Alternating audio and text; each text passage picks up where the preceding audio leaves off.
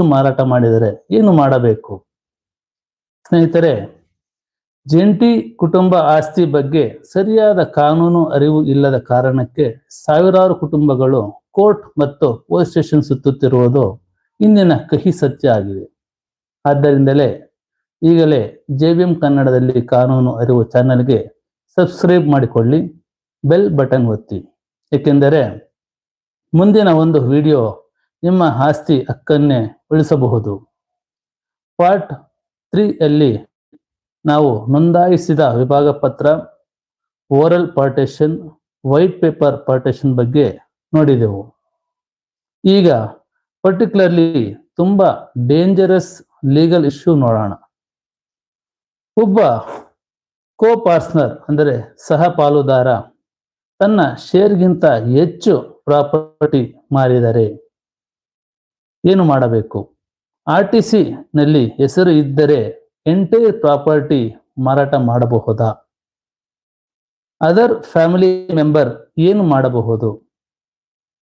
ಈ ವಿಚಾರಗಳು ಜಂಟಿ ಕುಟುಂಬದ ಆಸ್ತಿಯಲ್ಲಿ ಮತ್ತು ಪಿತ್ರಾರ್ಜಿತ ಆಸ್ತಿಯಲ್ಲಿ, ಆ ಪಿತ್ರಾರ್ಜಿತ ಆಸ್ತಿಯಲ್ಲಿ ಇರುವ ಜಂಟಿ ಕುಟುಂಬದಲ್ಲಿರುವ ಪ್ರತಿಯೊಬ್ಬ ಸದಸ್ಯರು ಇರುವ ಹಕ್ಕುಗಳ ಬಗ್ಗೆ ಹೇಳುತ್ತದೆ.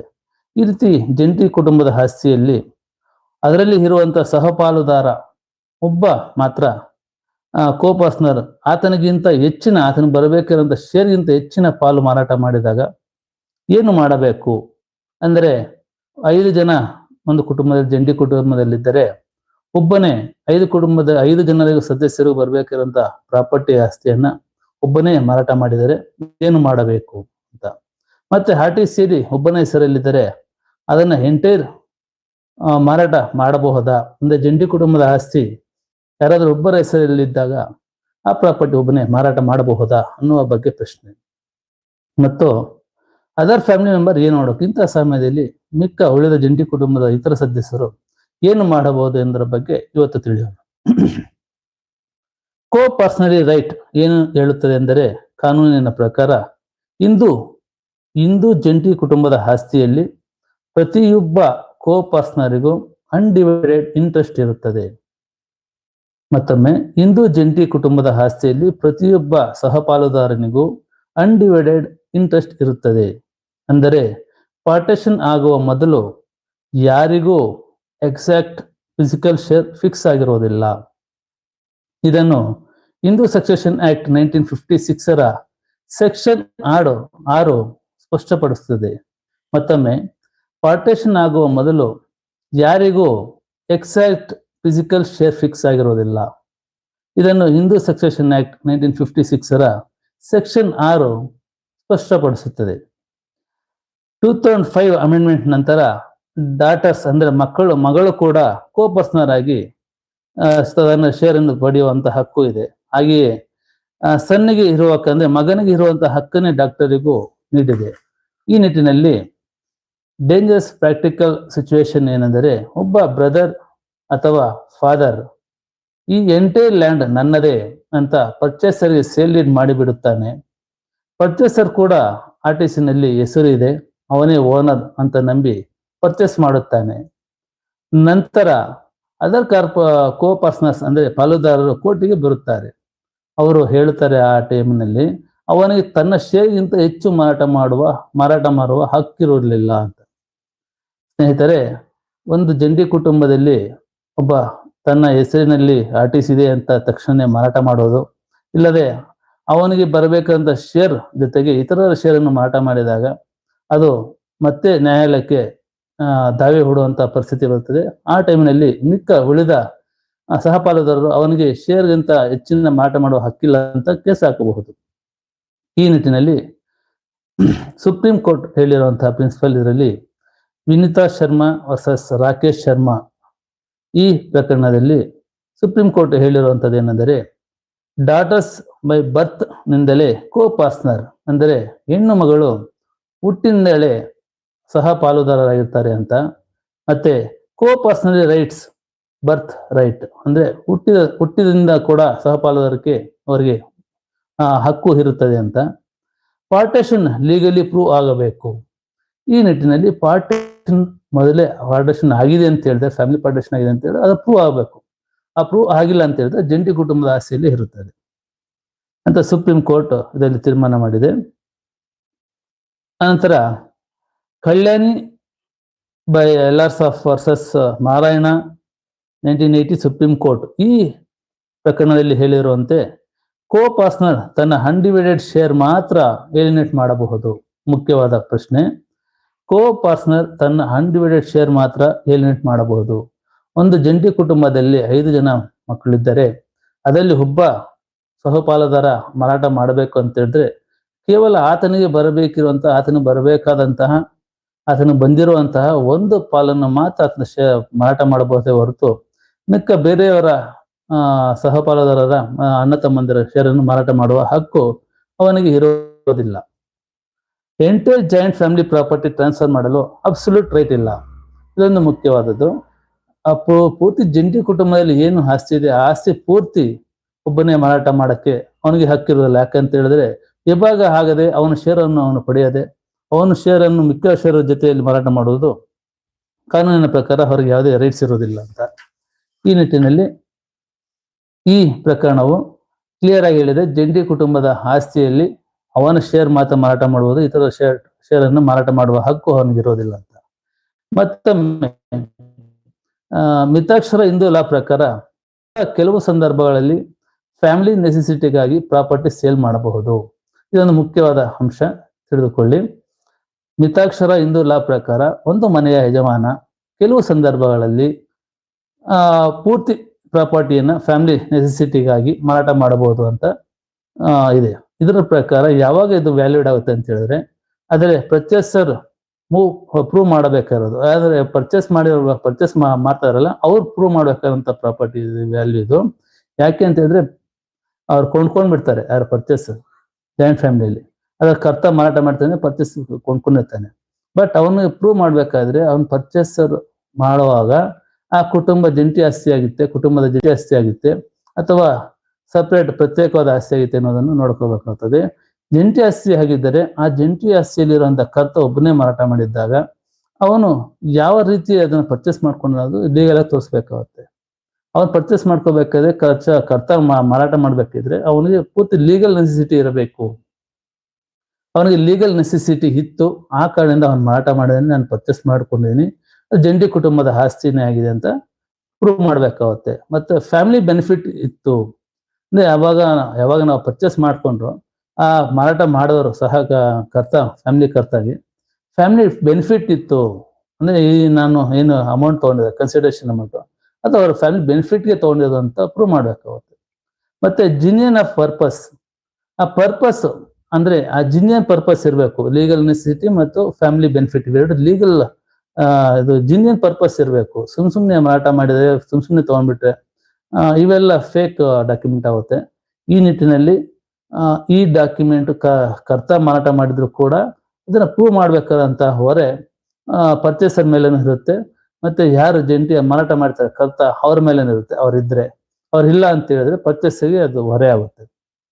ಮತ್ತೆ ಅದು ದಾಖಲೆಯಲ್ಲಿ ಕ್ಲೀನ್ ಆಗಿ ತೋರಿಸಿರ್ಬೇಕಾಗುತ್ತೆ ಯಾವ ಕಾರಣಕ್ಕಾಗಿ ಕರ್ತ ಮಾರಾಟ ಮಾಡಿದ್ದಾನೆ, ಅದರ ನೆಸೆಸಿಟಿ ಏನು, ಬೆನಿಫಿಟ್ ಏನು, ಅದೆಲ್ಲ ಜಿನಿಯನ್ ಆಗಿ ಮೇಂಟ್ರಿ ಆಗಿರ್ಬೇಕಾಗುತ್ತೆ. ಈ ನಿಟ್ಟಿನಲ್ಲಿ ಲೀಗಲ್ ನೆಸೆಸಿಟಿ ಉದಾಹರಣೆಗಳು ಇಲ್ಲಿ ಕ್ಲಿಯರ್ ಹೇಳಿದೆ ನೋಡಿ. ಲೀಗಲ್ ನೆಸೆಸಿಟಿ ಉದಾಹರಣೆಗಳು ಅಂತ ಹೇಳಿದ್ರೆ ಫ್ಯಾಮಿಲಿ ಡೆಬ್ಟ್ಸ್, ಕುಟುಂಬದ ಸಾಲ ಇದ್ದಾಗ ಅದನ್ನ ಸಾಲ ತೀರಿಸೋದಕ್ಕೆ ಅಂತ. ಮೆಡಿಕಲ್ ಎಮರ್ಜೆನ್ಸಿ, ಮನೆಯಲ್ಲಿ ಯಾರಿಗೂ ಎಮರ್ಜೆನ್ಸಿ ಮೆಡಿಕಲ್ ಇದ್ದಿತ್ತು ಅಂದ್ರೆ ಅಪಘಾತಗಳು ಇಲ್ಲ ಕಾಯಿಲೆ ಇದ್ದಿದ್ದು ಅವರಿಗೆ ಕಾಯಿಲೆ ಹಾಸ್ಪಿಟಲ್ ತೋರಿಸ್ಬೇಕಾಗಿದೆ, ಅದಕ್ಕೆ ನೆಸೆಸಿಟಿ ಇದ್ದೇ ಇರುತ್ತೆ ಫ್ಯಾಮಿಲಿ ಕುಟುಂಬದಲ್ಲಿ ಜಂಟಿ ಕುಟುಂಬದಲ್ಲಿ ಆ ಒಂದು ವಿಚಾರದಲ್ಲಿ. ಮತ್ತು ಮ್ಯಾರೇಜ್ ಎಕ್ಸ್ಪೆನ್ಸಸ್, ಮದುವೆ ಮಾರಾಟ ಮಾಡೋದಕ್ಕೆ ಮನೆಯಲ್ಲಿ ಮಕ್ಕಳು ಇರ್ತಾರೆ, ಮದುವೆ ಮಾಡ್ಬೇಕಾದ್ರೆ ಹಣ ಇರೋದಿಲ್ಲ, ಆಗ ಜಮೀನು ಮಾರಲೇಬೇಕಾದಂಥ ಪರಿಸ್ಥಿತಿ ಇರುತ್ತದೆ. ಈ ಒಂದು ಪರ್ಪಸ್ ಅನ್ನು ತೋರಿಸ್ಬೇಕಾಗುತ್ತದೆ. ಮತ್ತು ಎಜುಕೇಶನ್ ಎಕ್ಸ್ಪೆನ್ಸಸ್, ಉನ್ನತ ವಿದ್ಯಾಭ್ಯಾಸ ಮಾಡೋದಕ್ಕೆ ಅಂತ ಹೋಗ್ಬೇಕಾದ್ರೆ ಅಮೌಂಟ್ ಸಾಲದೇ ಇದ್ದಾಗ ಆವಾಗ ಈ ಜಮೀನನ್ನು ಮಾರಾಟ ಮಾಡ್ತಾ ಇದೆ ಅಂತ ಅದರಲ್ಲಿ ತೋರಿಸ್ಬೇಕಾಗುತ್ತೆ. ಯಾವುದು ಸೇಲ್ ಡೀಡಲ್ಲಿ ಅಲ್ಲಿ ಇಲ್ಲ ಬೇಕಾದಂಥ ದಾಖಲೆಗಳಲ್ಲಿ ಕಲೆಕ್ಟ್ ಮಾಡ್ಕೋಬೇಕಾಗುತ್ತೆ. ಮತ್ತೆ ಫ್ಯಾಮಿಲಿ ಮೇಂಟೆನೆನ್ಸ್, ಕುಟುಂಬ ನಿರ್ವಹಣೆಗಾಗಿ ಈ ಕುಟುಂಬದಲ್ಲಿ ಅಂದ್ರೆ ಜಂಟಿ ಕುಟುಂಬದಲ್ಲಿ ಅವ್ರಿಗೆ ಬೇಕಾಗಿರುವಂತ ಎಲ್ಲ ಫುಲ್ಫಿಲ್ ಆಗ್ಬೇಕಾದ್ರೆ ಎಕ್ಸ್ಪೆನ್ಸಸ್ ಮಾಡ್ಬೇಕಾದ್ರೆ ಹಣ ಇಲ್ಲದೆ ಹಣ ವ್ಯತ್ಯಯ ಆಗಿರುವಾಗ ಈ ರೀತಿಯಾಗಿ ಕುಟುಂಬ ನಿರ್ವಹಣೆಗೆ ಬೇಕು ಅಂತ ಮಾರಾಟ ಮಾಡಬಹುದು ಆ ಕರ್ತ, ಮನೆಯ ಕರ್ತ. ಮತ್ತೆ ಪ್ರೊಟೆಕ್ಷನ್ ಆಫ್ ಎಸ್ಟೇಟ್, ನಮ್ಮ ಇದನ್ನ ರಕ್ಷಣೆ ಮಾಡ್ಕೊಳ್ಳೋದಕ್ಕೋಸ್ಕರ, ಅವನ ಕುಟುಂಬ ಗೌರವ ರಕ್ಷಣೆ ಮಾಡೋದಕ್ಕೋಸ್ಕರ ಈ ಜಮೀನನ್ನು ಮಾರಾಟ ಮಾಡ್ತಾ ಇದೀನಿ ಅಂತ ಹೇಳಿ ಅದನ್ನೆಲ್ಲ ಡಾಕ್ಯುಮೆಂಟ್ಸ್ ಪ್ರೂವ್ ಮಾಡ್ಬೇಕಾಗುತ್ತದೆ. ಮತ್ತೊಮ್ಮೆ ಸುಪ್ರೀಂ ಕೋರ್ಟ್ನ ಮತ್ತೊಂದು ಪ್ರಕರಣ, ಹನುಮಾನ್ ಪ್ರಸಾದ್ ಪಾಂಡೆ ವರ್ಸಸ್ ಮಸುಮತಾ ಬಾಬಿ ಮುನರಾಜ್ ಕನುವೇರ್ ಅಂತ. ಈ ಒಂದು ಇದರಲ್ಲಿ ಈ ಲ್ಯಾಂಡ್ಮಾರ್ಕ್ ಜಡ್ಜ್ಮೆಂಟ್ ಅಲ್ಲಿ ಕೋರ್ಟ್ ಹೇಳೋದೇನೆಂದರೆ, ಕರ್ತ ಸೇಲ್ ವ್ಯಾಲಿಡ್ ಆಗಬೇಕಾದರೆ, ಮನೆಯ ಒಬ್ಬ ಕರ್ತ ಅವನು ಮಾರಾಟ ಮಾಡಿದಂಥ ಸೇಲ್ ವ್ಯಾಲಿಡ್ ಆಗಬೇಕಾದರೆ ಲೀಗಲ್ ನೆಸೆಸಿಟಿ ಅಥವಾ ಬೆನಿಫಿಟ್ ಆಫ್ ಎಸ್ಟೇಟ್ ಇರಲೇಬೇಕು. ಈ ಪ್ರಿನ್ಸಿಪಲ್ ಇಂದಿಗೂ ಕೋರ್ಟ್ಸ್ ಫಾಲೋ ಮಾಡುತ್ತಿವೆ. ಈ ಮೇಲೆ ಹೇಳಿದಂತೆ ಎಲ್ಲ ಲೀಗಲ್ ನೆಸೆಸಿಟಿ ಏನಿದೆ ಅಂತ ಎಲ್ಲ ಪ್ರೂವ್ ಮಾಡಬೇಕು. ಪ್ರೂವ್ ಮಾಡಿದಾಗ ಮಾತ್ರ ಇದನ್ನ ಬೆನಿಫಿಟ್ ಇದ್ರೆ ಮಾತ್ರ ಇದು ಮೂವ್ ಮಾಡ್ಬೋದು ಅಂತ ಹೇಳಿದೆ. ಈ ಲ್ಯಾಂಡ್ಮಾರ್ಕ್ ಜಡ್ಜ್ಮೆಂಟ್ ಅಲ್ಲಿ ಏನ್ ಹೇಳಿದೆ ಅದನ್ನೇ ಕೋರ್ಟ್ಸ್ ಇವಾಗಲೂ ಫಾಲೋ ಮಾಡ್ತಾ ಇದೆ ಅಂತ. ಕೋರ್ಟ್ ಏನು ಹೇಳುತ್ತದೆ, ಏನು ನೋಡುತ್ತದೆ, ಈ ನಿಟ್ಟಿನಲ್ಲಿ ಕೋರ್ಟ್ ಯಾವ ದಾಖಲೆಯನ್ನು ನೋಡುತ್ತದೆ, ಯಾವುದನ್ನು ಗಮನಿಸುತ್ತದೆ ಎಂಬುದು ವಿಚಾರವಾದಾಗ, ಪ್ರಾಪರ್ಟಿ ಆನ್ಸೆಸ್ಟ್ರಲ್ ಅಂದ್ರೆ ಈ ಜಂಟಿ ಕುಟುಂಬದ ಆಸ್ತಿಯಲ್ಲಿ ಕರ್ತ ಮಾರಾಟ ಮಾಡಿದ್ದಾನೆ ಅಂತ ಹೇಳಿದ್ರೆ, ಮೊದಲು ಇದು ಪ್ರಾಪರ್ಟಿ ಆನ್ಸೆಸ್ಟ್ರಲ್ ಆಗಿತ್ತಾ, ಪಿತ್ರಾರ್ಜಿತವಾಗಿತ್ತಾ ಇಲ್ವಾ ಅನ್ನೋದೇ ಮುಖ್ಯ ಕಾರಣ ಆಗುತ್ತೆ. ಪಿತ್ರಾರ್ಜಿತವಾಗಿದ್ದಾಗ ಮಾತ್ರ ಆ ಕರ್ತಾಗಿ ಇವೆಲ್ಲ ಪ್ರೂವ್ ಮಾಡಬೇಕಾದಂತ ಒಂದು ಹೊರೆ ಇರುತ್ತದೆ. ಮತ್ತೆ ಇದು ಜಾಯಿಂಟ್ ಫ್ಯಾಮಿಲಿ ಪ್ರಾಪರ್ಟಿನ, ಇದು ಮುಖ್ಯವಾಗಿರ್ತದೆ. ಇದು ಜಾಯಿಂಟ್ ಫ್ಯಾಮಿಲಿ ಪ್ರಾಪರ್ಟಿನ ಇಲ್ಲ ಸೆಲ್ಫ್ ಅಕ್ವೈರ್ಡ್ ಪ್ರಾಪರ್ಟಿನ ಅನ್ನೋದು ಮುಖ್ಯ ಆಗುತ್ತೆ. ಇವೆರಡು ಆಗಿದ್ದಾಗ ಮಾತ್ರ ಇವೆಲ್ಲ ಮೇಲಿನ ಒಂದು ಹೊರೆ ಜಾಯಿಂಟ್ ಫ್ಯಾಮಿಲಿಯಲ್ಲಿ ಕರ್ತಾಗಿರುತ್ತದೆ. ಅದೇ ರೀತಿ ಎರ್ಲಿಯರ್ ಪಾರ್ಟಿಷನ್ ಆಗಿದೆಯಾ ಇಲ್ಲವಾ ಅಂದ್ರೆ, ಇದಕ್ಕಿಂತ ಮೊದಲು ಏನಾದ್ರು ಪಾರ್ಟಿಷನ್ ಆಗಿದ್ರೆ, ಪಾರ್ಟಿಷನ್ ಆಗಿ ಎಲ್ಲರ ಅವರವ್ರ ಭಾಗಗಳು ತಗೊಂಡಿದ್ರೆ, ಅವರ ಸಹಪಾಲುದವ್ರ ಭಾಗ ತಗೊಂಡಿದ್ರೆ ಈ ಮೇಲಿನ ಯಾವ ಹೊರೆ ಯಾರಿಗೂ ಇರೋದಿಲ್ಲ. ಒಂದ್ಸತಿ ಪಾರ್ಟಿಷನ್ ಆದ ಮೇಲೆ ಈ ಜಂಟಿ ಕುಟುಂಬದ ಆಸ್ತಿಯಿಂದ ಹೊರಗಡೆ ಬಂದ ಮೇಲೆ ಈ ತರದ ಯಾವುದೇ ಒಂದು ಪ್ರೂವ್ ಮಾಡುವಂತ ಅವಶ್ಯಕತೆ ಇರೋದಿಲ್ಲ. ಮತ್ತೆ ಕನ್ಸೆಂಟ್ ಇದೆಯಾ, ಈ ಪಾಲುದಾರಿಕೆ ಅಂದ್ರೆ ವಿಭಾಗ ಮಾಡ್ಕೊಂಡಿದ್ದಾಗ ಎಲ್ಲ ಸಹಭಾಗಿದಾರರ ಕನ್ಸೆಂಟ್, ಒಪ್ಪಿಗೆ ಇತ್ತಾ ಅನ್ನೋದು. ಒಪ್ಪಿಗೆ ಇಲ್ಲದೆ ಕೇವಲ ಒಂದು ಮನೆಯಲ್ಲಿ 5 ಜನ ಇದ್ದಾರೆ, ಒಂದಿಬ್ಬರು ಮಾಡಿಕೊಂಡಿದ್ದರೆ ಆ ಜಂಟಿ ಕುಟುಂಬದಲ್ಲಿ ಇವರ ಒಪ್ಪಿಗೆ ಇಲ್ಲದೆ ಮಾಡಿಕೊಂಡಿದ್ರೆ, ಇವರ ಸಹಿ ಇಲ್ಲದೆ ಮಾಡಿಕೊಂಡಿದ್ರೆ ಇವರಿಗೆ ಆ ವಿಭಾಗ ಪತ್ರ ಅಪ್ಲೈ ಆಗೋದಿಲ್ಲ. ಯಾಕೆಂತಂದ್ರೆ ಅವರ ಭಾಗದ ಏನಿದೆ ಶೇರ್ ಅದನ್ನ ಯಾರು ಕಿತ್ಕೊಳ್ಳೋದಕ್ಕೆ ಆಗೋದಿಲ್ಲ.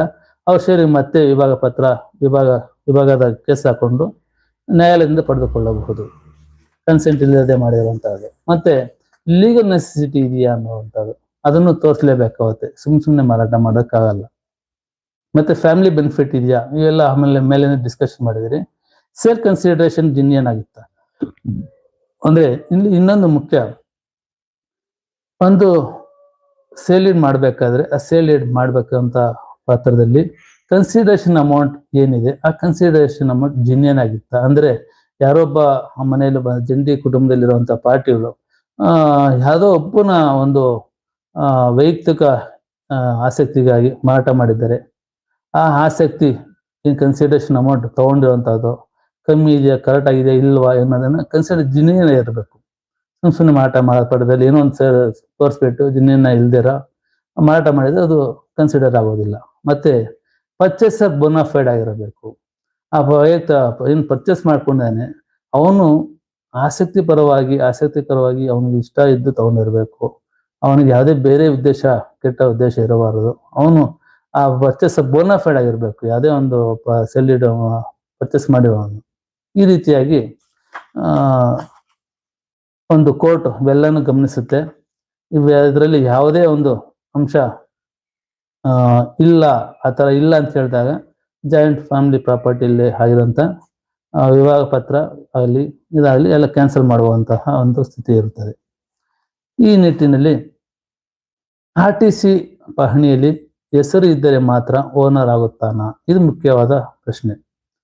RTC ಪತ್ರದಲ್ಲಿ RTC ಪಹಣಿಯಲ್ಲಿ ಅವರ ಹೆಸರು ಇದ್ರೆ ಮಾತ್ರ ಓನರ್ ಆಗುತ್ತಾನ ಅನ್ನೋದು ಇಲ್ಲಿ ವಿಚಾರ. ಬಹಳ ಜನ ತಪ್ಪಾಗಿ ನಂಬಿರೋ ವಿಷಯ, RTC ನಲ್ಲಿ ಹೆಸರು ಇದೆ ಅಂದ್ರೆ ಫುಲ್ ಓನರ್ ಅಂದ್ರೆ ಪೂರ್ತಿ ಓನರ್ ಆಗಿದ್ದಾನೆ ಅಂತ ತಿಳ್ಕೊಂಡಿರ್ತಾರೆ. ಆದರೆ ಕೋರ್ಟ್ ಅನೇಕ ಬಾರಿ ಹೇಳಿದೆ, ರೆವೆನ್ಯೂ ಎಂಟ್ರೀಸ್ ಟೈಟಲ್ ಪ್ರೂಫ್ಸ್ ಅಲ್ಲ. ರೆವೆನ್ಯೂ ಕಂದಾಯ ದಾಖಲೆಯಲ್ಲಿ ಇರುವಂತಹ ಟೈಟಲ್ ಎಂಟ್ರೀಸ್ ಎಲ್ಲಾನು ಟೈಟಲ್ ಕೊಡುವಂತಹದ್ದು ಕೊಡೋದಿಲ್ಲ. ಅದು ಕೇವಲ ಒಂದು RTC ಎಂಟ್ರಿ ಆಗಿರುತ್ತೆ ಅಷ್ಟೇ. ಆ ರೀತಿ ಹೇಳಿದಾಗ RTC ಕೇವಲ ರೆವೆನ್ಯೂ ಪರ್ಪಸ್ಗಾಗಿ ಮಾತ್ರ ಆಗಿರುತ್ತದೆ ಅಂತ. ಇದೇ ರೀತಿ ಒಂದು ಇಂಪಾರ್ಟೆಂಟ್ ಕೇಸ್ ಏನೆಂದರೆ ಬಲವಂತ್ ಸಿಂಗ್ ವರ್ಸಸ್ ದೌಲತ್ ಸಿಂಗ್ ಸುಪ್ರೀಂ ಕೋರ್ಟ್ನಲ್ಲಿ ಹೇಳಿರುವಂಥದ್ದು, court ಹೇಳಿರುವಂಥದ್ದು mutation entries title create ಮಾಡುವುದಿಲ್ಲ. ಇಲ್ಲಿ ಕ್ಲಿಯರ್ ಆಗಿ ಹೇಳಿದೆ, ಕೇವಲ ಮುಟೇಶನ್ ಅಥವಾ ಪಹಣಿ ಎಂಟ್ರೀಸ್ ಮಾತ್ರ ಟೈಟಲ್ ಅನ್ನು ಕ್ರಿಯೇಟ್ ಮಾಡೋದಿಲ್ಲ. ಜೊತೆಗೆ ರೆವೆನ್ಯೂ ರೆಕಾರ್ಡ್ಸ್ ಓನರ್ಶಿಪ್ ಪ್ರೂಫ್ ಅಲ್ಲ, ಕೇವಲ ಕಂದಾಯ ದಾಖಲೆಗಳು ಓನರ್ಶಿಪ್ನ ಪ್ರೂಫ್ ಅಲ್ಲ ಅಂತ. ಈ ರೀತಿ ಮೇಲ್ಕಂಡಂತೆ ಯಾವ್ದಾದ್ರು ಜಾಯಿಂಟ್ ಫ್ಯಾಮಿಲಿಯಲ್ಲಿ ಇಲ್ಲಿಗಲ್ ಆಗಿ ಮಾಡ್ಕೊಂಡಂತ ಪಾರ್ಟೇಷನ್ ಮೂಲಕ ಪಹಣಿ ಎಂಟ್ರಿ ಮಾಡಿಸ್ಕೊಂಡಿದ್ರೆ ಆ ಮೂಲಕ ಪಹಣಿಯಲ್ಲಿ ಎಂಟ್ರಿ ಆಗಿರುವಂತಹ ಮುಟೇಶನ್ಸ್ ಕೇವಲ ಅವೇ ಪ್ರೂಫ್ಗಳಲ್ಲ, ಅವೇ ಒಂದು ಎಂಟ್ರೀಸ್ ಟೈಟಲ್ ಕ್ರಿಯೇಟ್ ಮಾಡಿಲ್ಲ ಅಂತ ಹೇಳುವಂತ ಒಂದು ದಾಖಲೆ ಇದೆ. ಇದೇ ರೀತಿ ಪರ್ಚೇಸರ್ ಇನ್ನೋಸೆಂಟ್ ಆಗಿದ್ದರು, ಅಂದ್ರೆ ತೆಗೆದುಕೊಳ್ಳುವ ಪರ್ಚೇಸರ್ ಏನು ಜಮೀನು ಈ ತರ ವಿಭಾಗ ಪತ್ರದಲ್ಲಿ ಆಗಿರುವಂತ ಜಮೀನು ತೆಗೆದುಕೊಳ್ಳುವ ಒಂದು ಸಮಯದಲ್ಲಿ ಇಂಜೆಕ್ಷನ್ ಆರ್ಡರ್ ಬರಬಹುದು, ಪೊಸಿಷನ್ ಸಿಗದೇ ಇರಬಹುದು, ಪಾರ್ಟೇಷನ್ ಸೂಟ್ ನಲ್ಲಿ ಪಾರ್ಟಿ ಆಗಬಹುದು, ಸೇಲ್ ಡೀಡ್ ಪಾರ್ಟ್ಲಿ ಇನ್ವ್ಯಾಲಿಡ್ ಆಗಬಹುದು, ಈ ವರ್ಷಗಳ ಲಿಟಿಗೇಷನ್ ಎದುರಿಸಬೇಕಾಗಬಹುದು. ಸ್ನೇಹಿತರೆ, ಮುಖ್ಯವಾಗಿ ಗಮನಿಸಬೇಕಾದದ್ದು, ಯಾರು ಈ ರೀತಿ ಜಂಟಿ ಕುಟುಂಬದಲ್ಲಿ ಇರುವಂತಹ ಆಸ್ತಿಯನ್ನ ಪರ್ಚೇಸ್ ಮಾಡಿರ್ತಾನೆ ಅವನು ಎಷ್ಟೇ ಇನ್ನೋಸೆಂಟ್ ಆಗಿದ್ದರೂ ಗೊತ್ತಿಲ್ಲದೆ ಇದ್ರು ಕೂಡ ಈ ರೀತಿ ಆಗಿದ್ದ ಒಂದು ಸೇಲ್ ಡೀಡ್ ಅವನಿಗೆ ಒಂದು ರೀತಿಯಲ್ಲಿ ಹೊರೆ ಆಗುತ್ತದೆ. ಯಾಕಂತ ಹೇಳಿದ್ರೆ ಅದನ್ನು ಪೂರ್ವಾಪರ ಒಂದು ಯೋಚನೆ ಮಾಡದೆ, ಪೂರ್ವಾಪರ ತಿಳಿದುಕೊಳ್ಳದೆ, ಅವ್ರ ಜಂಟಿ ಕುಟುಂಬದ ಬಗ್ಗೆ ತಿಳಿದುಕೊಳ್ಳದೆ, ಅವರ ಕುಟುಂಬದ ಸದಸ್ಯರ ಬಗ್ಗೆ ತಿಳಿದುಕೊಳ್ಳದೆ, ಮತ್ತೆ ಅದನ್ನ ಎನ್ಕ್ವೈರಿ ಮಾಡದೆ ಆ ಆಸ್ತಿಯನ್ನು ಪರ್ಚೇಸ್ ಮಾಡಿಕೊಂಡಿದ್ರೆ ಅದು ಎಷ್ಟೇ ಒಂದು ಇನ್ನೋಸೆಂಟ್ ಆಗಿದ್ದರೂ ಕೂಡ ಅದರ ಹೊರೆ ಇವನ ಮೇಲೆ ಬೀಳುತ್ತದೆ. ಆ ನಿಟ್ಟಿನಲ್ಲಿ ಈ ಪ್ರಕರಣ ದಾಖಲು ಆದಾಗ ಅವನು ತಗೊಂಡಿರುವಂತ ಸೇಲ್ ಡೀಡ್ ಮೇಲೆ, ಅವನ ಆಸ್ತಿ ಮೇಲೆ ಇಂಜೆಕ್ಷನ್ ಆರ್ಡರ್ ಬರಬಹುದು.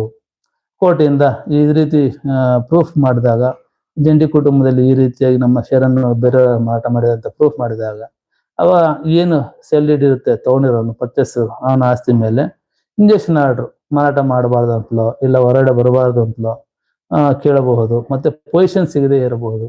ಕೊನೆಗೆ ಏನಾಗುತ್ತಂತೆ, ಅವ್ರು ಪರ್ಚೇಸ್ ಮಾಡ್ಕೊಂಡಂತ ಆಸ್ತಿ, ಈ ಸೇಲ್ ಡೀಡ್ ಮಾಡ್ಕೊಂಡಂತ ಆಸ್ತಿಯಲ್ಲಿ ಈ ಪ್ರಾಪರ್ಟಿ ಅವ್ನಿಗೆ ಬರದೇ ಇರಬಹುದು. ಯಾರು ಮಾರಾಟ ಮಾಡಿರ್ತಾನೋ ಅವನಿಗೆ ಆ ಮಾರಾಟದ ಹಕ್ಕು ಇಲ್ಲದೆ ಇರೋದ್ರಿಂದ ಈ ಆಸ್ತಿ ಅವನು ಬರದೇ ಇರಬಹುದು. ಸೇಲ್ ಡೀಡ್ ಕೂಡ ಕ್ಯಾನ್ಸಲ್ ಆಗಬಹುದು ಅನ್ನೋ ಲೆಕ್ಕದಲ್ಲಿ ಇಲ್ಲಿ ಹೇಳುತ್ತೆ. ಪಾರ್ಟೇಷನ್ ಸೂಟ್ ನಲ್ಲಿ ಪಾರ್ಟಿ ಆಗಬಹುದು, ಪಾರ್ಟೇಷನ್ ಸೂಟ್ ನಲ್ಲಿ ಇವನೊಬ್ಬ ಪಾರ್ಟಿ ಆಗ್ತಾನೆ, ಮತ್ತೆ ಸೇಲ್ ಡೀಡ್ ಪಾರ್ಟ್ಲಿ ಇನ್ವ್ಯಾಲಿಡ್ ಆಗಬಹುದು. ಕೊನೆಯಲ್ಲಿ ನ್ಯಾಯಾಲಯದ ಅಂತಿಮ ತೀರ್ಪಿನಲ್ಲಿ ಈ ಸೇಲ್ ಡೀಡ್ ವ್ಯಾಲಿಡ್ ಅಲ್ಲ ಅಂತ ಕೂಡ ತೀರ್ಮಾನ ಆಗಬಹುದು. ಈ ರೀತಿಯಾಗಿ ಲಿಟಿಗೇಷನ್ ಸುಮಾರು ವರ್ಷಗಳು ಕೋರ್ಟ್ನಲ್ಲಿ ಎದುರಿಸಬೇಕಾಗುತ್ತದೆ. ಆದ್ದರಿಂದ ತಮ್ಮ ಬಳಿ ಹೇಳುವಂಥದ್ದು, ಸ್ನೇಹಿತರೆ, ಯಾವುದೇ ಒಂದು ಜಂಟಿ ಕುಟುಂಬದ ಆಸ್ತಿಯನ್ನು ಪರ್ಚೇಸ್ ಮಾಡಿಕೊಳ್ಳುವಾಗ ಅಥವಾ ಒಂದು ಆಸ್ತಿಯನ್ನು ಪರ್ಚೇಸ್ ಮಾಡಿಕೊಳ್ಳಬೇಕಾದ್ರೆ ಅದರ ಪೂರ್ವಾಪರ ಯೋಚನೆ ಮಾಡಿ ಎಲ್ಲ ತಿಳಿದುಕೊಂಡು ಸ್ಪಾಟ್ ಇನ್ಸ್ಪೆಕ್ಷನ್ ಮಾಡಿ ಅವರ ಫ್ಯಾಮಿಲಿ ಬ್ಯಾಕ್ಗ್ರೌಂಡ್ ತಿಳಿದುಕೊಂಡು ಅವ್ರ ಪಾರ್ಟೇಷನ್ ಆಗಿದೆಯಾ ಇಲ್ವಾ ಅನ್ನೋದು, ರಿಜಿಸ್ಟರ್ಡ್ ಆಗಿದೆಯಾ ಇಲ್ವಾ ಅನ್ನೋದು ತಿಳಿದುಕೊಂಡು ಸೇಲ್ ಡೀಡ್ ಮಾಡ್ಕೋಬೇಕಾಗುತ್ತದೆ. ಈ ನಿಟ್ಟಿನಲ್ಲಿ ಈ ಒಂದು ಸಮಸ್ಯೆಗೆ ಸಂಬಂಧಪಟ್ಟಂತೆ ರಿಲೆವೆಂಟ್ ಲೀಗಲ್ ಒಂದು ಸೆಕ್ಷನ್ಸ್ ಏನಿದೆ ಅಂತ ಹೇಳಿದ್ರೆ ಸೆಕ್ಷನ್ 6 ಹಿಂದೂ ಸಕ್ಸೆಷನ್ ಆಕ್ಟ್ 1956 ಕೋ ಪರ್ಸನರಿ ರೈಟ್, ಇದು ಮುಖ್ಯವಾಗಿರುವಂಥದ್ದು. ಜಂಟಿ ಕುಟುಂಬಕ್ಕೆ ಸಂಬಂಧಿಸಿದಂತೆ ಸೆಕ್ಷನ್ 6 ಹಿಂದೂ ಸಕ್ಸೆಷನ್ ಆಕ್ಟ್ 1957 ಕೋ ಪರ್ಸನರಿ ರೈಟ್ಸ್ ಇರುತ್ತೆ. ಈ ಸೆಕ್ಷನ್ ಪ್ರಕಾರ ಮನೆಯಲ್ಲಿ ಜಂಟಿ ಆಸ್ತಿಯಲ್ಲಿ, ಪಿತ್ರಾರ್ಜಿತ ಆಸ್ತಿಯಲ್ಲಿ ಪ್ರತಿಯೊಬ್ಬರಿಗೂ ಪಾಲು ಇರುತ್ತದೆ. ಅವರ ಸಹಪಾಲುದಾರರಾಗಿರ್ತಾರೆ ಅಂತ. ಅವರ ಅವರ ಪಾಲಿಗೆ ಯಾವಾಗ ಬೇಕಾದರೂ ಜಂಟಿ ಕುಟುಂಬದಲ್ಲಿ ವಿಭಾಗ ಆಗದೇ ಇದ್ದರೆ ನ್ಯಾಯಾಲಯದ ದಾವೆ ಹೂಡಿ ಅವರ ಪಾಲನ್ನು ಪಡೆಯಬಹುದು. ಮತ್ತೆ section 44 transfer of property act 1882 co owner transfer rights, ಇಲ್ಲಿ ಮುಖ್ಯವಾದಂಥದ್ದು. ಟ್ರಾನ್ಸ್ಫರ್ ಆಫ್ ಪ್ರಾಪರ್ಟಿ ಆಕ್ಟ್ ನಲ್ಲಿ ಸೆಕ್ಷನ್ 44ರಲ್ಲಿ ಸಹಪಾಲುದಾರರ ಟ್ರಾನ್ಸ್ಫರ್ ರೈಟ್ಸ್ ಅಂತ ಇರುತ್ತೆ. ಇದರ ಪ್ರಕಾರ ಯಾರು ಸಹಪಾಲುದಾರ ಇರ್ತಾರೆ ಅವರೆಲ್ಲರೂ ಒಪ್ಪಿಗೆ ಇಲ್ಲದೆ ಅದನ್ನು ಟ್ರಾನ್ಸ್ಫರ್ ಮಾಡೋಕ್ಕಾಗಲ್ಲ ಪ್ರಾಪರ್ಟಿನ. ಒಬ್ಬರ ಆ ಜಂಟಿ ಕುಟುಂಬದಲ್ಲಿ ಅವರ ಶೇರ್ನ ಟ್ರಾನ್ಸ್ಫರ್ ಮಾಡಕ್ಕಂತಿದ್ರೆ ಅವರ ಒಪ್ಪಿಗೆ ಮತ್ತು ಅವರ ಸಮ್ಮತಿ, ಕನ್ಸಿಡರೇಷನ್ ಅಮೌಂಟು ಎಲ್ಲ ಸೇರಿರ್ಬೇಕಾಗ್ತದೆ. ಆ ರೀತಿ ಇಲ್ಲದೆ ಮಾಡಿದಂಥದ್ದು ಟ್ರಾನ್ಸ್ಫರ್ ಅಂತ ಪ್ರಾಪರ್ಟಿ ವ್ಯಾಲ್ಯೂಡ್ ಅಲ್ಲ ಅಂತ ಇಲ್ಲಿ ಹೇಳುತ್ತೆ. ಅದೇ ರೀತಿಯಲ್ಲಿ section 52 transfer of property of act lis pendens ಅಂತ ಇರುತ್ತೆ. ಲೀಸ್ ಪೆಂಡೆನ್ಸ್ ಪ್ರಕಾರ ಈ ಪ್ರಾಪರ್ಟಿ ಅವರು ತೆಗೆದುಕೊಳ್ಳುವಂತಹ ಹಕ್ಕು ಅವರಿಗೆ ಇರೋದಿಲ್ಲ. ಮತ್ತೆ section 17 registration act 1908 compulsory registration ಆಗಿರಬೇಕು. ಇದು ಮುಖ್ಯವಾದದ್ದು.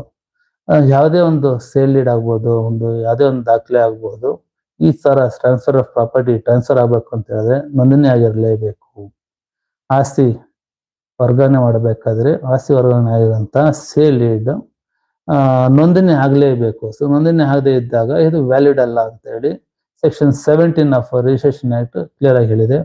ಮತ್ತೆ ಈ order 39 rule 112 CPC temporary injection ಈ ಎಲ್ಲ ಮೇಲ್ಕಂಡ ವಿಚಾರಗಳಲ್ಲಿ ಜಂಟಿ ಕುಟುಂಬದ ಆಸ್ತಿಗಳಲ್ಲಿ ಕಾನೂನಿನ ಪ್ರಕಾರ ಮಾಡಿಕೊಳ್ಳದೆ ಇದ್ದಾಗ ಆ ಸೇಲ್ ಮೇಲೆ ಆ ಪ್ರಾಪರ್ಟಿ ಮೇಲೆ ದಾವೆ ದಾಖಲಿಸಿ ಒಂದು ಇಂಜೆಕ್ಷನ್ ಆರ್ಡರ್ ಕೂಡ ಆರ್ಡರ್ 39 ರೂಲ್ 112 ಅಲ್ಲಿ ಅಂಡರ್ 39 ರೂಲ್ 112 ಅಲ್ಲಿ CPC ಪ್ರಕಾರ ತೆಗೆದುಕೊಳ್ಳಬಹುದು, ರಿಜಿಸ್ಟ್ರೇಷನ್ ಮಾಡಬಹುದು. ಅದನ್ನು ಬೇರೆಯವರು ಮಾರಾಟ ಮಾಡಬಹುದು. ಪ್ರಕರಣ ದಾಖಲೆ ಈ ಪ್ರಕರಣ ಮುಕ್ತಾಯವರೆಗೂ ಯಾರು ಮಾರಾಟ ಮಾಡಬಾರದು ಅಂತಲೋ ಇಲ್ಲ ಆ ಪ್ರಕರಣ ಆಸ್ತಿಯಲ್ಲಿ ಹೊರಡೆ ಹೋಗಬಾರದು ಅಂತಲೂ ಇಂಜೆಕ್ಷನ್ ಆರ್ಡರ್ ತಗೋಬಹುದು. ಈ ನಿಟ್ಟಿನಲ್ಲಿ section 34 specific relief act declaration suit ಬೇರೆ ಅದನ್ನ ಹಾಕಬಹುದು. ಮತ್ತೆ section 38 specific relief act permanent injection ಕೂಡ ಇದರಲ್ಲಿ ಕೇಳಬಹುದು. ಈ ಸೆಕ್ಷನ್ಗಳ ಮುಖಾಂತರ ಈ ಕಾನೂನು ಇದರ ಪ್ರಕಾರ ಪ್ರೊಸೀಡಿಂಗ್ಸ್ ಪ್ರಕಾರ ಸೆಕ್ಷನ್ಸ್ ಪ್ರಕಾರ ನಿಮ್ಗೆ ಹೊರೆ ಆಗುವಂತಹ ಪರಿಸ್ಥಿತಿ ಇರುತ್ತದೆ. ಯಾರು ಯಾವ ನೋಡದೆ ಪರ್ಚೇಸ್ ಮಾಡ್ಕೊಂಡಿರುವಂತಹ ಪರ್ಚೇಸರ್ಗೆ. ಮತ್ತೆ ಈ ಎಲ್ಲ ಆದ್ಮೇಲೆ ಲೀಗಲ್ ರೆಮಿಡೀಸ್ ಏನಿರುತ್ತೆ ಈ ವಿಚಾರದಲ್ಲಿ ಅಂತ ನೋಡಿದಾಗ ಅದರ್ ಕೋಪಾರ್ಟ್ನರ್ ಅಂದ್ರೆ ಒಳ್ಳೆ ಸಹ ಪಾಲುದಾರರು ಮಾಡಬಹುದಾದ ಕ್ರಮಗಳು. ಈ ರೀತಿಯಾಗಿ ಮೋಸವಾಗಿ ಮಾರಾಟ ಮಾಡಿದ್ದಾಗ ಒಬ್ಬ ಜಂಟಿ ಕುಟುಂಬದ ಕರ್ತ ಇಲ್ಲ ಒಬ್ಬ ಸಹ ಪಾಲುದಾರ ಅವರ ಪಾಲನ್ನು ಕೊಡದೆ ಮೋಸ ಮಾಡಿ ಮಾರಾಟ ಮಾಡಿರುವಾಗ ಉಳಿಕೆ ಸಹ ಪಾಲುದಾರರು ತಮ್ಮ ಶೇರ್ಗಾಗಿ ಏನು ಪರಿಹಾರ ಪಡೆಯಬಹುದು ಅನ್ನೋದನ್ನ ಇಲ್ಲಿ ತಿಳಿಯಬಹುದು. ಅವರು ಮಾಡಬೇಕಾಗಿರುವಂಥದ್ದು ಪಾರ್ಟೇಷನ್ ಸೂಟ್ ಫೈಲ್ ಮಾಡಬಹುದು. ಅಂದ್ರೆ ಯಾವಾಗ ಇವರಿಗೆ ಈ ತರ ಮೋಸ ಆಗಿದೆ ಅಂತ ಗೊತ್ತಾಗುತ್ತೋ ಆ ಗೊತ್ತಾದ ತಕ್ಷಣನೇ ವಿಭಾಗದ ಕುರಿತು ನ್ಯಾಯಾಲಯದಲ್ಲಿ ಪಾರ್ಟೇಷನ್ ಸೂಟ್ ಫೈಲ್ ಮಾಡಬಹುದು. ಮತ್ತೆ ಸೇಲ್ ಡೀಡ್ ಚಾಲೆಂಜ್ ಮಾಡಬಹುದು. ಏನು ಪರ್ಚೇಸ್ ಆಗಿದೆ, ಏನು ಸೇಲ್ ಡೀಡ್ ಮಾಡಿದರೆ ಅದನ್ನ ಸೇಲ್ ಡೀಡ್ನ ಚಾಲೆಂಜ್ ಮಾಡಬಹುದು. ಮತ್ತೆ ಡಿಕ್ಲರೇಷನ್ ಕೇಳಬಹುದು. ಡಿಕ್ಲರೇಷನ್ ಇದು ನಮ್ಮ ಪಾಲನ್ನ ಡಿಕ್ಲರೇಷನ್ ಕೇಳಿ ಒಂದು ವಿಭಾಗ ದಾವೆ ಹೂಡಬಹುದು. ಮತ್ತೆ ಅದೇ ರೀತಿ ಇಂಜೆಕ್ಷನ್ ಆರ್ಡರ್ ಪಡೆಯಬಹುದು. ಸ್ಟೇಟಸ್ಕೋ ಆರ್ಡರ್ ಕೇಳಬಹುದು. ಮುಟೇಷನ್ ಎಂಟ್ರೀಸ್ ಚಾಲೆಂಜ್ ಮಾಡಬಹುದು. ಮುಟೇಷನ್ ಕೂಡ ಚಾಲೆಂಜ್ ಮಾಡಬಹುದಾಗುತ್ತೆ. ಮತ್ತೆ ಲೀಗಲ್ ನೆಸೆಸಿಟಿ ಇಲ್ಲ ಅನ್ನೋದನ್ನ ಪ್ರೂವ್ ಮಾಡಬಹುದು. ಇಲ್ಲಿ ಲೀಗಲ್ ನೆಸೆಸಿಟಿ ಅಂತ ಹೇಳಿದ್ರೆ ಒಬ್ಬನ ಬಿಟ್ಟು ಒಬ್ಬ ಪಾಲುದಾರನ ಕೇವಲ ಒಬ್ಬ ಪಾಲುದಾರ ಮಾತ್ರ ಮಾರಾಟ ಮಾಡಿದಾಗ ಲೀಗಲ್ ನೆಸೆಸಿಟಿ ಇಂಪ್ರೂವ್ ಮಾಡಬೇಕಾಗ್ತದೆ. ಅದನ್ನು ಕೂಡ ಪ್ರೂವ್ ಮಾಡಬಹುದು. ಮತ್ತೆ ಸೆಪರೇಟ್ ಪೊಸಿಷನ್ ಕೇಳಬಹುದು. ಅವನ ಪಾಲಿಗೆ ಸೇರಿದಂತೆ ಸೆಪರೇಟ್ ಪೊಸಿಷನ್ ಕೇಳಬಹುದು. ಇವೆಲ್ಲ ಲೀಗಲ್ ರೆಮಿಡೀಸ್ ಇರುತ್ತೆ. ಇದರ ಪ್ರಕಾರ ಒಳ್ಳೆ ಅಡ್ವೊಕೇಟ್ನ ಹಿಡ್ಕೊಂಡು ಅವರ ಡಾಕ್ಯುಮೆಂಟ್ಸ್ ಪ್ರಕಾರ ದಾವೆ ಹೂಡಿ ಪಾರ್ಟೇಷನ್ ಅವರ ವಿಭಾಗವನ್ನು ಪಡೆಯಬಹುದು. ಜಾಯಿಂಟ್ ಫ್ಯಾಮಿಲಿನಲ್ಲಿ RTC ನಲ್ಲಿ ಹೆಸರಿದೆ, ಆದರೆ ಫುಲ್ ಓನರ್ಶಿಪ್ ಇಲ್ಲ. ಒಬ್ಬನೇ ಮಾದ ಅಂದರೆ ಆಟೋಮೆಟಿಕಲಿ ವ್ಯಾಲಿಡ್ ಸೇಲ್ ಅಲ್ಲ. ಅಂದ್ರೆ ಜಂಟಿ ಫ್ಯಾಮಿಲಿಯಲ್ಲಿ ಇರುವಂತಹ RTC ನಲ್ಲಿ ಜಂಟಿ ಕುಟುಂಬದಲ್ಲಿರುವಂತಹ ಎಲ್ಲರೂ ಪಾಲುದಾರ ಇರುತ್ತದೆ. ಅವನೊಬ್ಬನೇ ಮಾರಾಟ ಮಾಡಿದರೆ ಅದು ಮೂಲತಃ ವ್ಯಾಲಿಡ್ ಆಗಿರುವಂತಹ ಸೇಲ್ ಡೀಡ್ ಆಗಿರೋದಿಲ್ಲ. ಕೋರ್ಟ್ ಯಾವಾಗಲೂ ನೋಡೋದು family rights, coparcenary interest, legal necessity, real evidence. ಸ್ನೇಹಿತರೆ, ಕೋರ್ಟ್ ಯಾವಾಗಲೂ ಈ ಜಂಟಿ ಕುಟುಂಬದ ಆಸ್ತಿಯಲ್ಲಿ ಪ್ರಮುಖವಾಗಿ ನೋಡೋದು ಫ್ಯಾಮಿಲಿ ರೈಟ್ಸ್ ನೋಡುತ್ತೆ. ಪ್ರತಿಯೊಬ್ಬರಿಗೂ ಯಾವ ರೈಟ್ಸ್ ಇದೆ, ಎಷ್ಟಿದೆ ಅಂತ. ಮತ್ತೆ ಕೋಪರ್ಸನಲ್ ಇಂಟ್ರೆಸ್ಟ್ ಆಸಕ್ತಿ ಏನು ಅಂತ ನೋಡುತ್ತೆ. ಲೀಗಲ್ ನೆಸೆಸಿಟಿ ಈಗ ಮೇಲ್ಕಂಡಂತೆ ಲೀಗಲ್ ನೆಸೆಸಿಟಿ ನೋಡುತ್ತೆ. ಮತ್ತೆ ರಿಯಲ್ ಎವಿಡೆನ್ಸ್ ಮತ್ತೆ ರಿಯಲ್ ಎವಿಡೆನ್ಸ್ ಎಲ್ಲ ದಾಖಲೆಗಳನ್ನು ಮುಕ್ತವಾಗಿ ನೋಡುತ್ತೆ. ಈ ರೀತಿ ಆಧಾರದಿಂದ ಜಾಯಿಂಟ್ ಫ್ಯಾಮಿಲಿ ಪ್ರಾಪರ್ಟಿ ಪರ್ಚೇಸ್ ಮಾಡುವ ಮೊದಲು ಸ್ನೇಹಿತರೆ, ಜಾಯಿಂಟ್ ಫ್ಯಾಮಿಲಿ ಪ್ರಾಪರ್ಟಿ ಪರ್ಚೇಸ್ ಮಾಡುವ ಮೊದಲು ಕಂಪ್ಲೀಟ್ ಲೀಗಲ್ ವೆರಿಫಿಕೇಶನ್ ಅತ್ಯಂತ ಮುಖ್ಯ. ಇದನ್ನು ತಾವು ತಿಳ್ಕೊಳ್ಳೇಬೇಕಾಗುತ್ತೆ. ಯಾರೇ ಒಬ್ಬ ಪರ್ಚೇಸರ್ ಒಂದು ಪ್ರಾಪರ್ಟಿ ಪರ್ಚೇಸ್ ಮಾಡಬೇಕಾದ್ರೆ ಆ ಪ್ರಾಪರ್ಟಿ ಡಾಕ್ಯುಮೆಂಟ್ ಎಲ್ಲವೂ ಕೂಡ ಲೀಗಲ್ ವೆರಿಫಿಕೇಶನ್ಗೆ ಒಬ್ಬ ಒಳ್ಳೆ ವಕೀಲರನ್ನ ಸಂಪರ್ಕಿಸಿ ಅವರಿಗೆ ಎಲ್ಲ ದಾಖಲೆಗಳು ಕೊಟ್ಟು ಅವರಿಂದ ಸ್ಕ್ರೂಟ್ನಿ ಮಾಡಿಸಿ ದಾಖಲೆಗಳನ್ನ ಮತ್ತೆ ಎನ್ಕ್ವೈರಿ ಮಾಡಿಸಿ ತಗೊಳ್ಳೋದು ಅತ್ಯಂತ ಮುಕ್ತವಾದ ಮತ್ತು ಪ್ರಮುಖವಾದ ಒಂದು ಕಾರ್ಯ ಆಗಿದೆ. ಈ ನಿಟ್ಟಿನಲ್ಲಿ ಪಾರ್ಟ್ 5 ನಲ್ಲಿ ಇನ್ನೂ ಪವರ್ಫುಲ್ ಲೀಗಲ್ ಟ್ರೂತ್ ನೋಡೋಣ. ಇಲ್ಲಿ ಈ ಪಾರ್ಟ್ 4 ಅಲ್ಲಿ ಇದರ ಬಗ್ಗೆ ತಿಳಿದುಕೊಂಡಿದ್ದೇವೆ. ಪಾರ್ಟ್ 5 ನಲ್ಲಿ ಇನ್ನೊಂದು ಪವರ್ಫುಲ್ ಲೀಗಲ್ ಟ್ರೂತ್ ಇದೆ. ಅದೇನೆಂದರೆ, ಮಗಳಿಗೆ ಜಂಟಿ ಕುಟುಂಬದ ಆಸ್ತಿಯಲ್ಲಿ ಸಮಾನ ಹಕ್ಕು ಇದೆಯಾ? ಡಾಟರ್ಸ್ ಸಿಗ್ನೇಚರ್ ಇಲ್ಲದೆ ಪಾರ್ಟಿಷನ್ ವ್ಯಾಲಿಡ್ ಆಗುತ್ತದೆಯಾ? ವುಮೆನ್ ಏರ್ಸ್ ರೈಟ್ಸ್ ಇಗ್ನೋರ್ ಮಾಡಿದರೆ ಏನಾಗುತ್ತದೆ?